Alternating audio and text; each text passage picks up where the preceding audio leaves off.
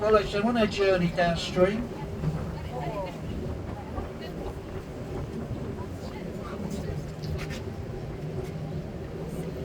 the boat is moving.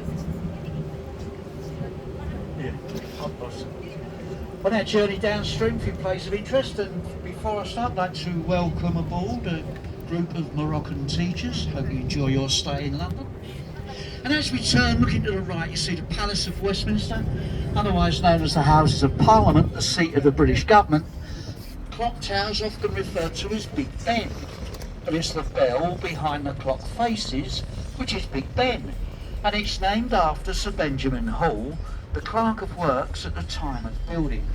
The clock tower is the Elizabeth Tower.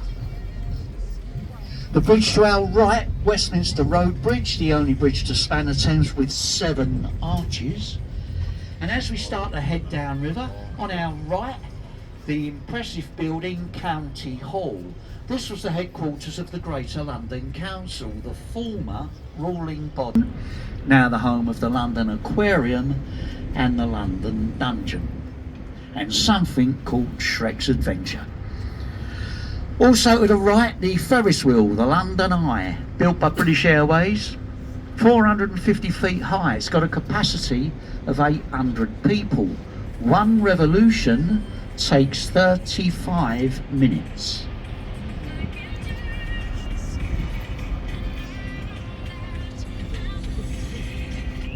Across to the left, you see the white column with the golden eagle, a memorial to the men who lost their lives in the First and Second World Wars, who belonged to the Royal Flying Corps and the Royal Air Force.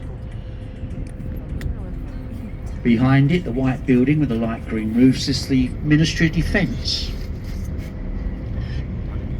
Also to the left, just ahead of us, the grey painted paddle steamer Tattershall Castle, once a ferry on the River Humber.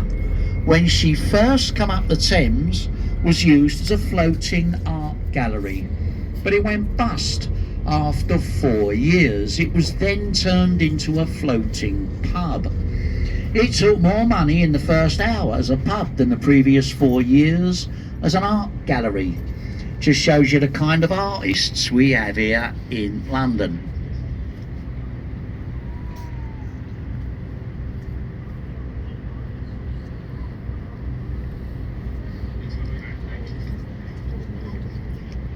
Ahead of us, Charing Cross Railway Bridge, incorporating the Golden Jubilee footbridges. Charing Cross Station is on the left. Rebuilt a few years ago. Now it's said to represent a steam train emerging from a tunnel. To us it looks more like a vintage jukebox, a Wurlitzer, especially of a night when it's all lit up. Now once through the bridge, on our left is Embankment Pier, and through the bridge on our right, the South Bank, is Festival Pier. Now we've got to give these piers a look. We may have some more passengers to pick up. I'll be talking to you again in a couple of minutes' time.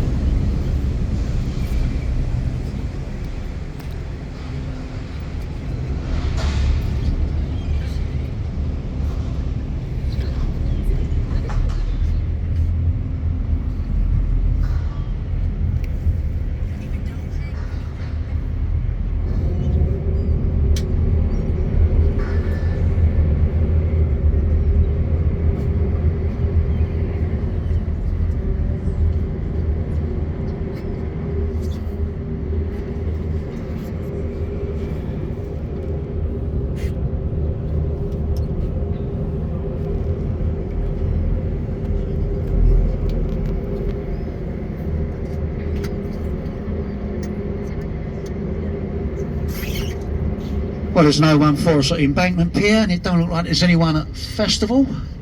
So that glass-fronted building on our right, the Royal Festival Hall, the last building remaining from the 1951 Festival of Britain. On the left, the stone obelisk on the embankment wall, Cleopatra's Needle, presented to this country by the Egyptian government as a token of gratitude following the defeat of Napoleon by Nelson at the Battle of the Nile. Cleopatra's Needle is said to be over 3,500 years old, much older than London itself. It's got a twin that stands in Central Park, New York. Also to the left, the white building with a green roof and the flagstaff flying the Union flag. That's the back entrance to the world famous Savoy Hotel. Ahead of us, Waterloo Road Bridge, opened in 1945, built during the Second World War, mainly by female labour, members of the Land Army, and it's known as the Ladies' Bridge.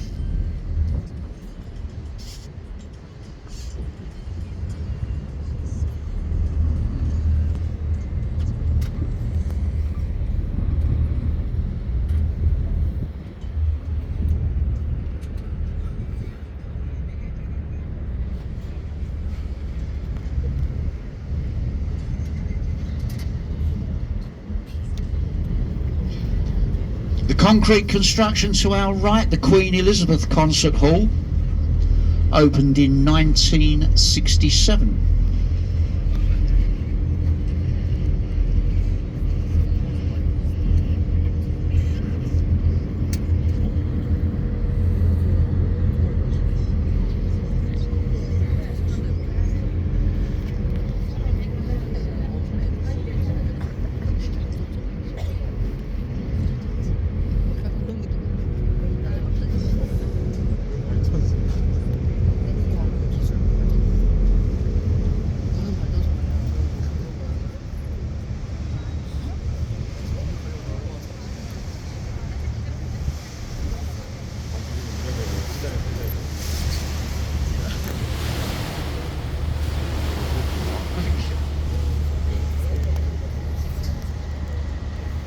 Through Waterloo Bridge on our right, the concrete construction, the National Theatre, complex of 3 separate theatres, described by King Charles, when he was still Prince Charles, as the ugliest building in London.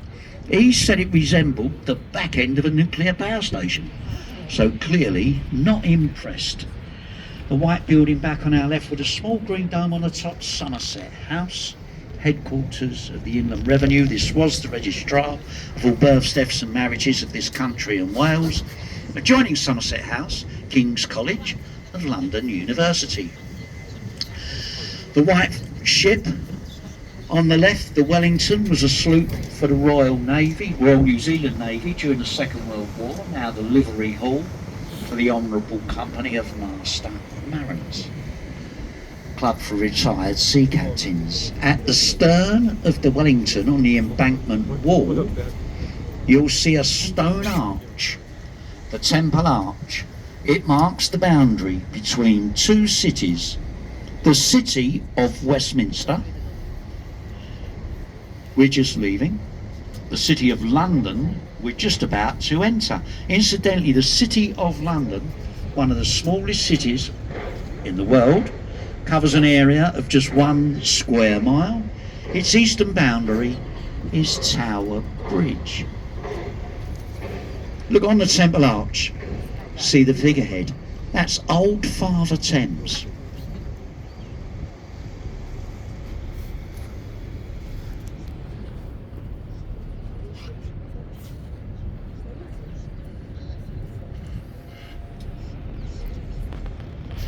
Across to the right, the brown brick building, that's the Oxo building, and on top of it, the Oxo Tower. Now, Oxo is a brand of gravy stock cube, and that's where it used to be manufactured. Now, the building was built in the 1930s when there was an advertising ban along the banks of the Thames as it was deemed a royal highway. The Oxo people cleverly got around this advertising ban by incorporating their logo into the design of the windows on the tower. Now overnight, red lights shine in those windows and the word Oxo could be seen all over London. Now the ground floor is now shops, the middle floors luxury apartments, and the top floor a very expensive restaurant. The Oxo building.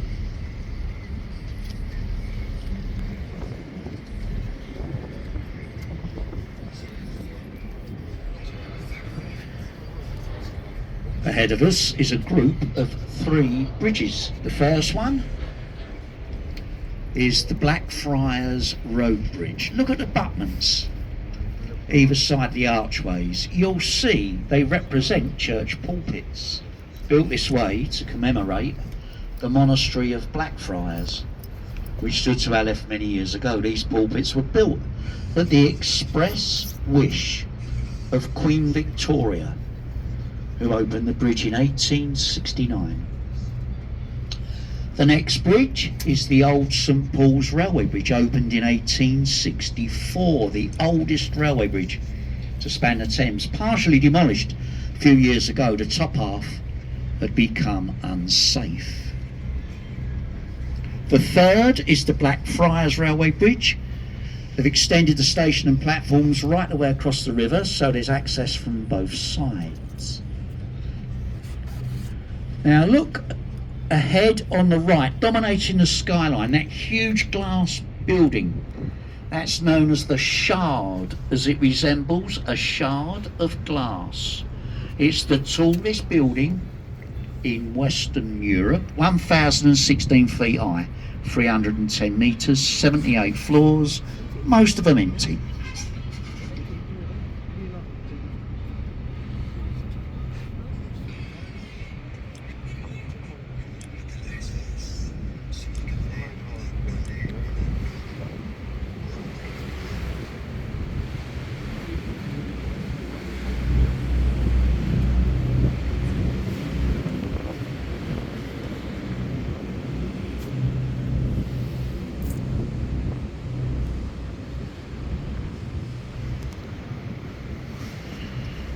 Through the bridges, on our left, I'm sure you'll all recognise the large dome and the golden cross of St Paul's Cathedral, said to be Sir Christopher Wren's masterpiece. It took 35 years to build and was completed in 1710. From the ground to the top of the golden cross, 365 feet high, foundations only 4 feet deep. The dome of St Paul's, the second largest unsupported cathedral dome in the world, the largest being on St Peter's in Rome. On our right, the old Bankside Power Station, now the home of the Tate Modern Art Gallery. Ahead of us, the Millennium Footbridge, designed by Sir Norman Foster, opened on a Monday, closed on Tuesday. The excessive wobble meant people crossing the bridge were literally seasick. It got the nickname the Wibbly Wobbly Bridge. It took 2 years and £2 million to solve the problem.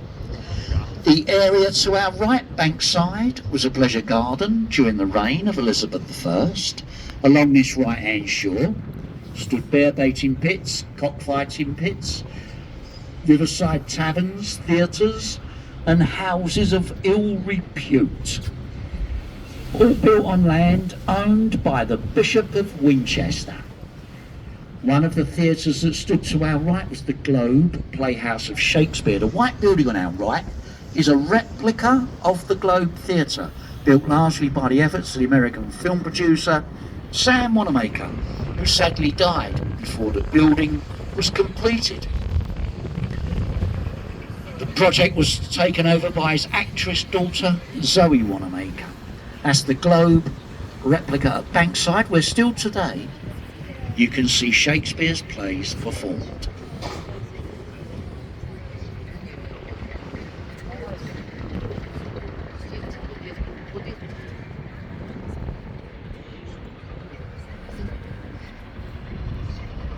Ahead of us, Southwark Road Bridge.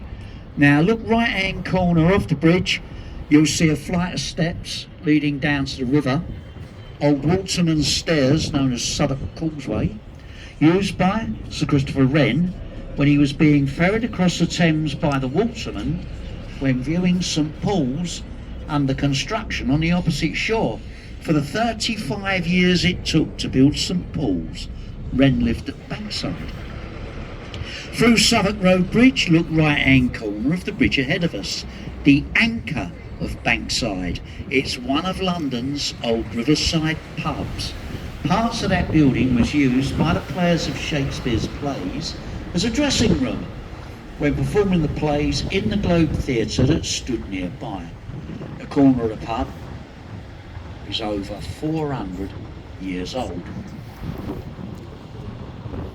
That's the Anchor to our right, just before we go beneath Cannon Street Railway Bridge.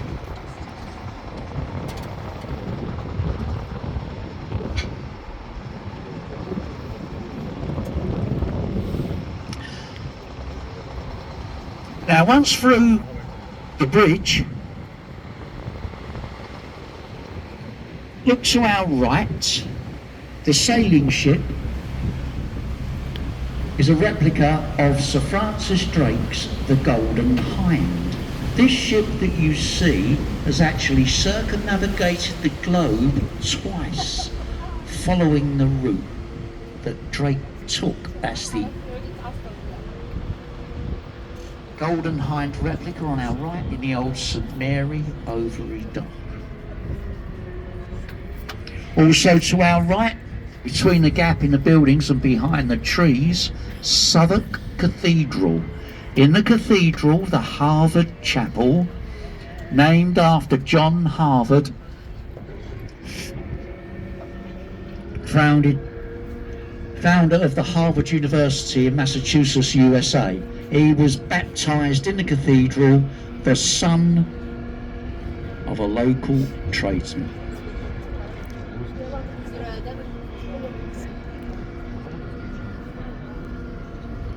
We're about to go beneath. The new London Bridge opened in 1973. The previous one was sold to an American for £1 million. He's had the bridge re-erected at Arizona at Lake Havasu. This is the fourth bridge to span the Thames at this point. The first one built by the Romans almost 2,000 years ago. Through London Bridge, on our left, between the gap in the buildings, you get a glimpse of a white stone column with a gold top piece, the monument, designed by Wren to commemorate the Great Fire of London of 1666. 202 feet high, 311 steps to reach the top. If laid down in an easterly direction, it would reach the exact spot in Pudding Lane where the fire was said to have started. Also to the left, the office building, the tall office building that flares out at the top. That's number 20 Fenchurch Street. It's nicknamed the Walkie Talkie. Now the top floor of the Walkie Talkie is called the Sky Garden. I can see some people up there at the moment. It's a viewing platform open to the public, and unusual for London, it's completely free. You have to book online in advance, and up there you get fantastic views all over London. That's the Sky Garden at number 20 Fenchurch Street. The yellow brick building with a rounded roof on the left, the old Billingsgate Fish Market. A fish market stood on this site for around 900 years. But in the 1980s it was moved to a new site in the West India Dock, a couple of miles further downstream. And I do believe they've got to move out of there soon as well. They'll be going even further down into the Royal Docks. On our right, the large grey vessel HMS Belfast, built at the Harland and Wolff shipyard. Belfast, Northern Ireland, launched in 1938. She took part in the Second World War and the War of Korea. She was to be broken up, but is permanently moored here now, used as a floating museum, open to the public, 7 days a week, well worth a visit.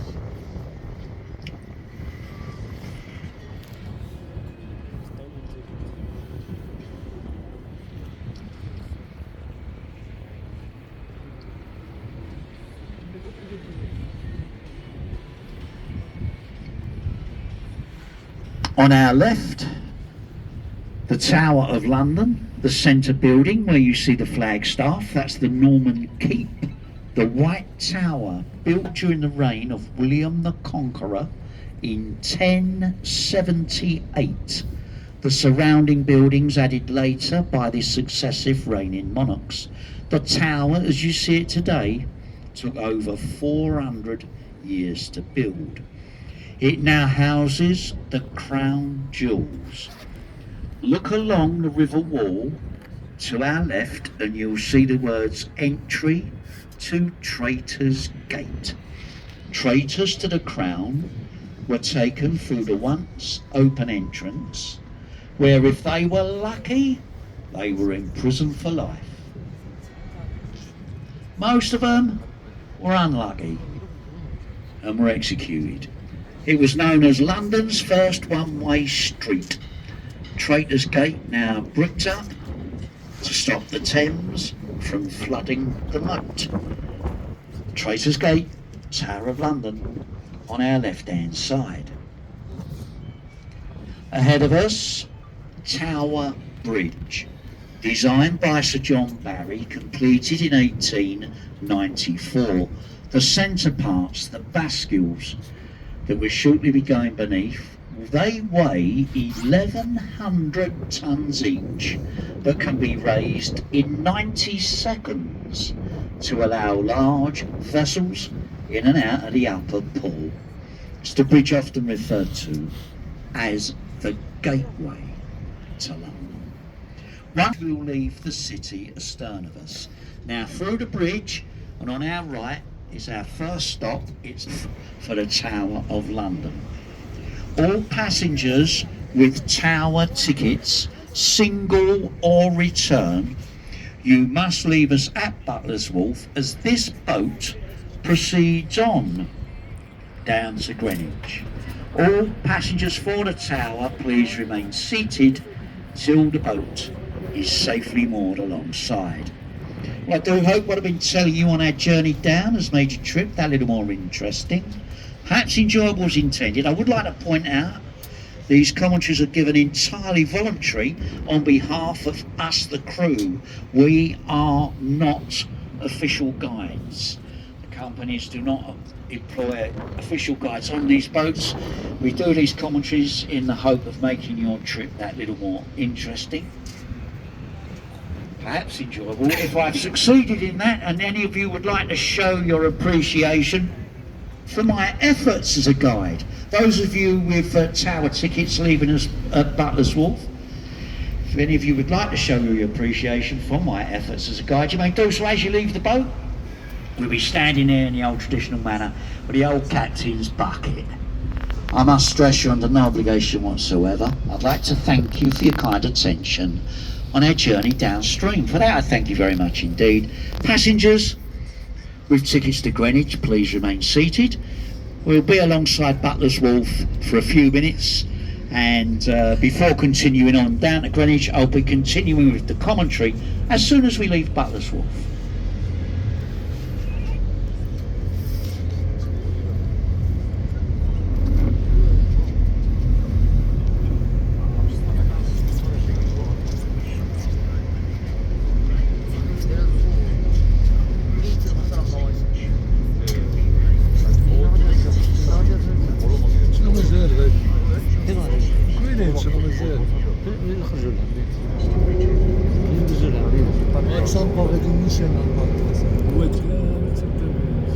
دابا جينا هنا وغادي نرجعو ولا هذا الدورة الناس دابا كينزلوا دابا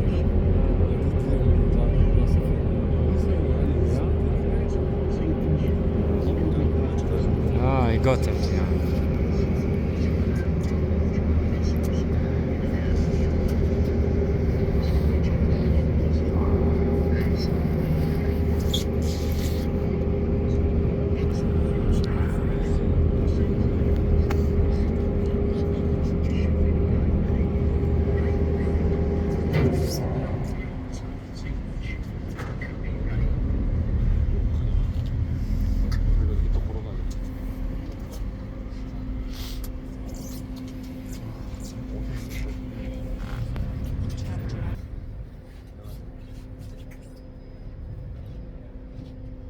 مرحلة. Yes sir. جيد.